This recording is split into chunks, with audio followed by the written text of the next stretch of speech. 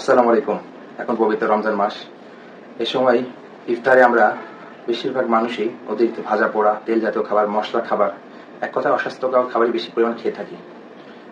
তো এই সময় দেখা যায় যে ঠিক ইফতারের পরপরই এই জাতীয় খাবার খাওয়ার ফলেই বেশ কিছু রোগী আসে আমাদের কাছে একই ধরনের সমস্যা নিয়ে। পেট ফাঁপা, বদহজম, বমি বা বমির ভাব, সাথে পাতলা পায়খানা বা অস্বস্তি লাগে, এরকম ধরনের রোগী আসে। তো তাদের উদ্দেশ্যে আজকে এটুকুই বলা, বা যারা আমরা সবাই একটু স্বাস্থ্যকর ইফতার করার চেষ্টা করি তাদের উদ্দেশ্যে এটুকুই বলা, তো ইফতার শুরু করুন খেজুর দিয়ে ও পানি দিয়ে। যদি পানি খেতে না ভালো লাগে তাহলে একটু শরবত বা একটু স্যালাইন পানি বা একটু কুসুম গরম পানিতে মধু ও লেবু রস মিশিয়ে খেতে পারেন, বা অ্যালোভেরার জুস বা পুদিনা পাতার জুস খেতে পারেন, একটু এটা খেতে পারেন। সাথে একটু টক দই, চিড়া, কলা বা যে কোনো মৌসুমী ফল খেতে পারেন। সাথে সালাদ, শসা, টমেটো, এই জাতীয় মানে স্বাস্থ্যকর খাবার, যে খাবারগুলোতে তেলের ব্যবহার নাই বললেই চলে।